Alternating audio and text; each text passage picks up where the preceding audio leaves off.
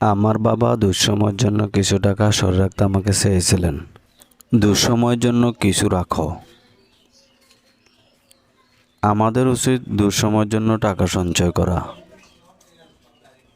ভাগ্যক্রমে সেই কিছু টাকা দুঃসময়ের জন্য জমা করলো। দুঃসময়ের জন্য সেই কিছু টাকা সরে রাখলো। Hello viewers, welcome to my another videos. Hope you are enjoying this video and আজকের ভিডিওতে আমরা এই সেন্টেন্সগুলোর ইংলিশ ট্রান্সলেট করা শিখব। প্রথমে আমরা দেখে নেব এই সেন্টেন্সগুলোর মধ্যে কমন কোন ফ্রেজটি রয়েছে। আমরা এখানে দেখতে পাচ্ছি কমন যে ফ্রেজটি রয়েছে তা হলো দুঃসময়, এবং এর জন্য আমরা ইংরেজিতে ব্যবহার করব রেনি ডে। আরও ভালোভাবে বোঝার জন্য আমরা একটা স্ট্রাকচার ব্যবহার করতে পারি, এবং স্ট্রাকচারটি হবে এরকম: subject, then verb of any tense, and then object, and then rainy day. Now take a look some example for better understand. Before that, if you are anyone in the channel, please subscribe my channel and press the bell icon to get interesting video like this. So this is the first one and it is: আমার বাবা দুঃসময়ের জন্য কিছু টাকা সরে রাখতে আমাকে চেয়েছিলেন।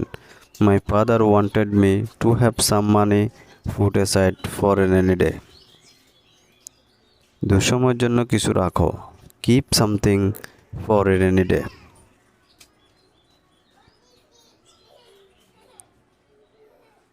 আমাদের উচিত দুঃসময়ের জন্য টাকা সঞ্চয় করা।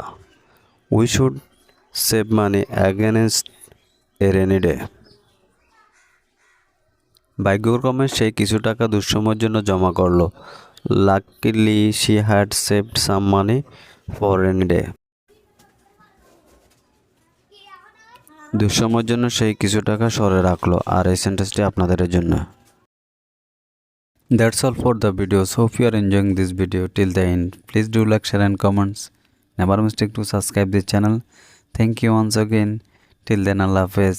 See you next video.